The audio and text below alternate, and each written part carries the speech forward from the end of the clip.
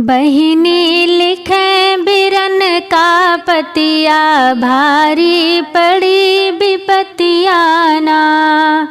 बहिनी लिखे बिरन का पतिया, भारी पड़ी विपतिया ना। सासु ससुर मिली तनवा मारे, सासु ससुर मिली तनवा मारे।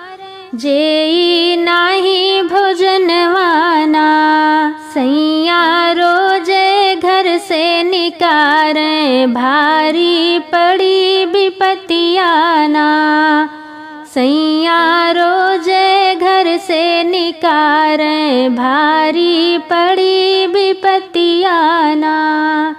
बहिनी लिखे बिरन का पतिया, भारी पड़ी विपतिया ना।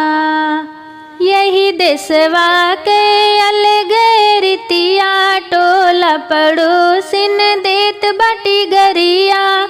यही देशवा के अलगे रीतिया, टोला पड़ोसिन देत बाटी गरिया। ननदी के नाही सहाई बोलिया, भारी पड़ी विपतिया ना। ननदी के नाही सहाई बोलिया, भारी पड़ी विपतिया ना। बहिनी लिखे बिरन के पतिया, भारी पड़ी विपतिया ना। घर ही के लोगवा मारे तनवा, काहे नैहर से मंगाव दहेजवा।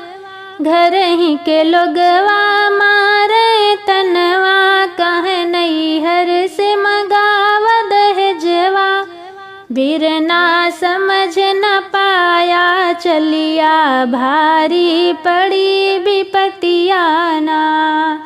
बिरना समझ न पाया चलिया, भारी पड़ी विपतिया ना। बहिनी लिखे बिरन के पतिया, भारी पड़ी विपतिया ना। बहिनी लिखे बिरन का पतिया, भारी पड़ी विपतिया ना। बहिनी लिखे बिरन का पतिया, भारी पड़ी विपतिया ना।